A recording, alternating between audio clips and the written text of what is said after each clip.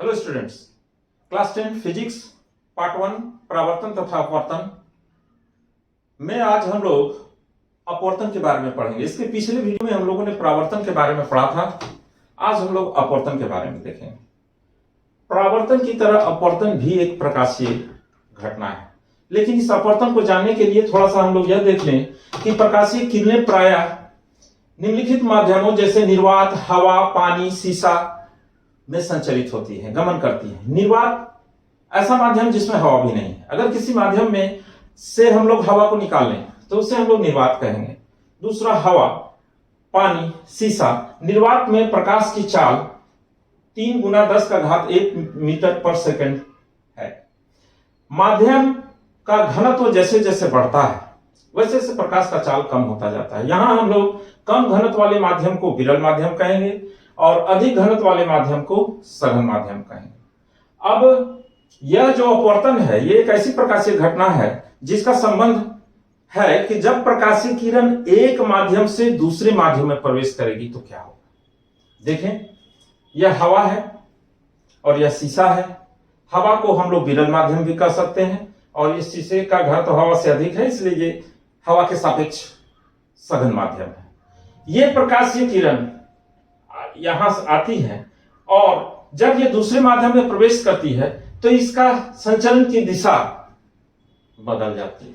ये प्रकाशीय किरण को ठीक इधर से चले जाना चाहिए था, ये इधर से नहीं जाती है, ये अभिलंब की ओर झुक जाती है। फिर से देखें, ये प्रकाशीय किरण यहां आपतित हो रही है। इस बिंदु को फिर हम लोग आपतन बिंदु कहेंगे और इस बिंदु पर एक काल्पनिक लंब लेते हैं जिसे अभिलंब कहेंगे और दूसरे माध्यम में जो किरण जा रही है उसे हम लोग अपवर्तित किरण कहेंगे। एवं अभिलंब के साथ आपतित किरण जो कोण बनाएगी उसे आपतन का कोण कहेंगे और अभिलंब के साथ अपवर्तित किरण जो कोण बनाएगी उसे हम लोग अपवर्तन की कोण कहेंगे। यह ठीक परावर्तन की तरह मिल रहा है। अब इसी घटना को पुनः हम आपको बता रहे हैं क्या कि जब प्रकाश की किरणें एक माध्यम से दूसरे माध्यम में जाती हैं तो इनके संचरण की दिशा बदल जाती है और इसी प्रकाशीय घटना को हम लोग अपवर्तन कहते हैं। पुनः देखें, इसे इस तरह से भी हम लोग कह सकते हैं कि जब प्रकाशीय किरण विरल माध्यम से सघन माध्यम में जाती है तो ये अभिलंब की ओर झुक जाती है और जब प्रकाशीय किरण सघन से विरल माध्यम में जाती हैं, जैसे ये शीशा से हवा में जा रही हैं, तो ये अभिलंब से दूर हो जाती है। इस प्रकार जब भी प्रकाशीय किरण एक माध्यम से दूसरे माध्यम में जाएंगी, प्रवेश करेंगी, तो इसके संचरण की दिशा बदल जाती है, इसका रास्ता, इसका पथ विचलित हो जाता है और इसी प्रकाशीय घटना को हम लोग अपवर्तन कहेंगे। परावर्तन की तरह अपवर्तन के भी 2 नियम हैं। अब आए हम लोग देखें अपवर्तन का पहला नियम। यहां भी 3 बातें हैं। नंबर 1, आपतित किरण, जो किरण आकर पहले माध्यम से दूसरे माध्यम में जा रही है, ये आपतित किरण कहलाएंगे। नंबर 2, ये अभिलंब। नंबर 3, ये अपवर्तित किरण।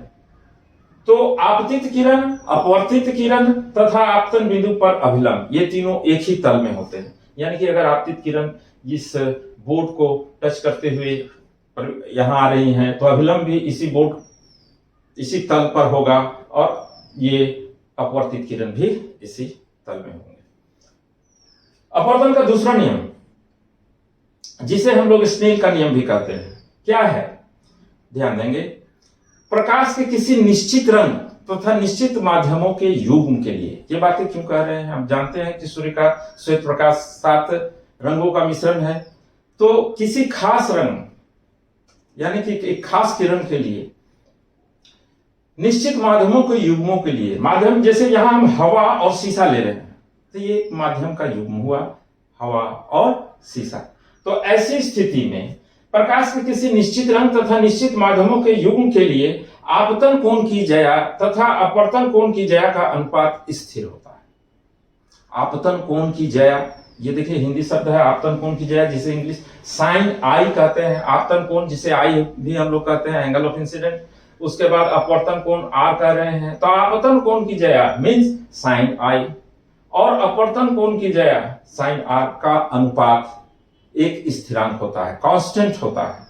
बाद में इसी स्थिरांक को हम लोग अपवर्तनांक भी कहेंगे, एक माध्यम के सापेक्ष दूसरे माध्यम का अपवर्तनांक भी कहेंगे। इस प्रकार ये हम लोगों ने देखा अपवर्तन क्या है और अपवर्तन के दो नियम।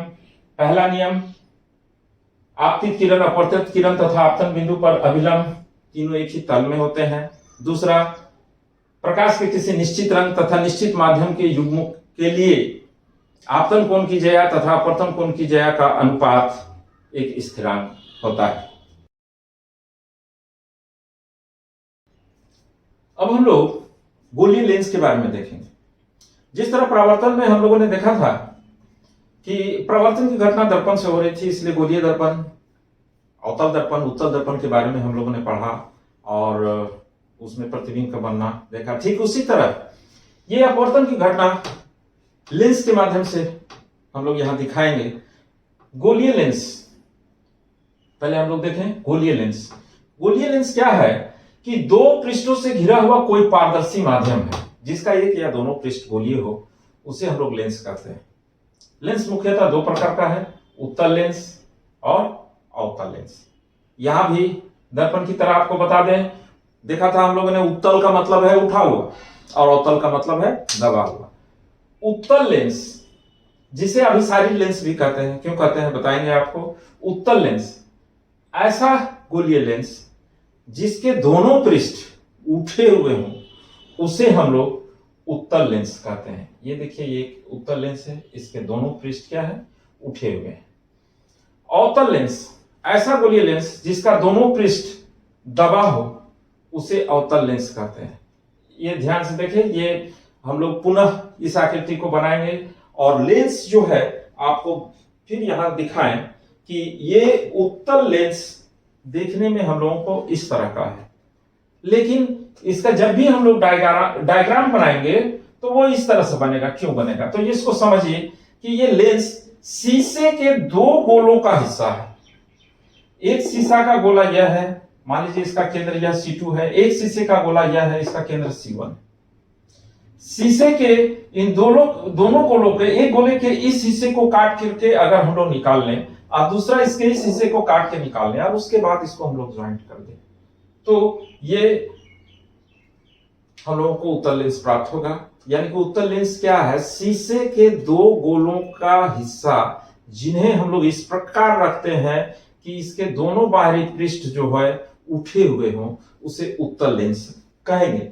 अब हम लोग देखेंगे कि यह जो उत्तल लेंस है, यह उत्तल लेंस हमें देखने में इसको इस तरह से हम लोग नहीं बना सकते हैं। अगर इस तरह से बनाएंगे तो प्रकाशीय किरणों को कहां दिखाएंगे, वही प्रश्न फिर यहां उठता है।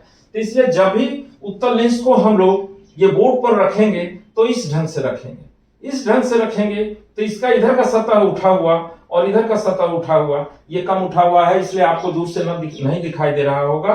तो ये इस तरह का आकृति हमको प्राप्त होगा।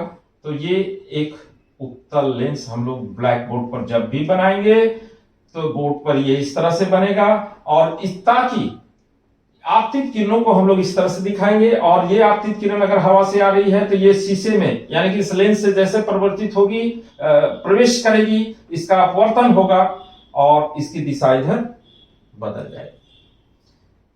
इस उत्तल लेंस में ये जो आपको दिखाएं कि अगर ये शीशे का इस गोले का हिस्सा है तो इसमें देखिए दो वक्रता केंद्र है और जिस जगह ये प्रकाशीय किरणें यहां प्रवेश करेगी उसको O हम लोग कहते हैं, यानी कि प्रकाशीय केंद्र कहेंगे। और C1 तथा C2 को मिलाने वाली जो रेखा है उसे हम लोग मुख्य अक्ष कहेंगे। तो मुख्य अक्ष हुआ, C1 वक्रता केंद्र हुआ, O प्रकाशीय केंद्र हुआ और ठीक इसके बीच में एक बिंदु F, अगर इस ओर ले तो एक बिंदु F मिलेगा जिसे हम लोग फोकस कहेंगे। फिर फोकस की परिभाषा यहां हम लोग देखें कि इस मुख्य अक्ष के समानांतर आने वाली किरणें अपवर्तन के बाद मुख्य अक्ष के किसी एक बिंदु पर मिलती हैं और उसी बिंदु को हम लोग क्या कहते हैं, फोकस कहते हैं। उत्तल लेंस में मुख्य अक्ष के समांतर आने वाली किरणें अपवर्तन के बाद मुख्य अक्ष के जिस बिंदु पर मिलती है इसे हम लोग फोकस कहते हैं। यहाँ हम लोग ध्यान देखेंगे कि ये अपवर्तन के कारण यह जो उत्तल लेंस है वो प्रकाशीय किरणों को किसी एक बिंदु पर मोड़ रही है, मिला रही है, मोड़ने का काम कर रही है, कन्वर्ज कर रही है। इसलिए इस लेंस को हम लोग अभिसारी लेंस कहते हैं। और इसका जो फोकस है वह एक वास्तविक फोकस है, क्योंकि अपवर्तन के बाद वास्तव में किरणें इस बिंदु पर मिल रही हैं। ठीक इसी तरह अवतल लेंस में इस शीशे के गोले के इस हिस्से को हम लोग काट करके निकालते हैं और दूसरे शीशे के गोले के इस हिस्से को काट करके निकालते हैं, और इसे हम लोग अगर इस तरह से हम लोग जोड़ दें तो इसमें देखते हैं कि इसके दोनों पृष्ठ दबे हुए हैं। इसलिए इस लेंस को हम लोग अवतल लेंस कहेंगे। और अवतल लेंस में यहां देखें फिर वही प्रकाशीय केंद्र, ये जो C1 है इसे 2f1 भी हम लोग कहेंगे, क्योंकि यहां भी वही संबंध है कि फोकस दूरी जो है वो वक्रता त्रिज्या की आधी होती है। यहां हम लोग देखते हैं कि मुख्य अक्ष के समानांतर आने वाली किरणें अपवर्तित होकर ये इस ओर दूर जाती हैं। मुख्य अक्ष के समांतर आने वाली किरणें अपवर्तन के बाद ये इधर दूर जाती है, मतलब कि यह अवतल लेंस प्रकाशीय किरणों को अपसारित करता है, डाइवर्ज करता है। इसलिए इस लेंस को अपसारी लेंस भी कहते हैं। और इसका जो फोकस है आप देखिए, वास्तव में किरण आपतित होने के बाद इधर जा रही है, लेकिन इस अपवर्तित किरण को अगर हम लोग पीछे बढ़ाएं, इस अपवर्तित किरण को हम लोग पीछे बढ़ाएं तो यह मुख्य अक्ष के किसी एक बिंदु पर मिलती हुई प्रतीत होती है। इसलिए अवतल लेंस का फोकस जो है वह आभासी फोकस है। इस तरह हम लोगों ने अपवर्तन के नियम और गोलीय लेंस को देखा। अगले वीडियो में हम लोग सीधे उत्तल लेंस पर आएंगे और उत्तल लेंस द्वारा वस्तु की विभिन्न स्थितियों का प्रतिबिंब का बनना किरण आरेख के माध्यम से देखेंगे। जिस प्रकार अवतल दर्पण में हम लोगों ने देखा था 6 विभिन्न स्थितियों में वस्तुओं को रखने पर प्रतिबिंब कहां और कैसा बनता है, ठीक उसी तरह ये जो उत्तल लेंस है इसमें भी 6 स्थितियां आएंगी, जिसे किरण आरेख के माध्यम से आप लोगों को बताएंगे। धन्यवाद।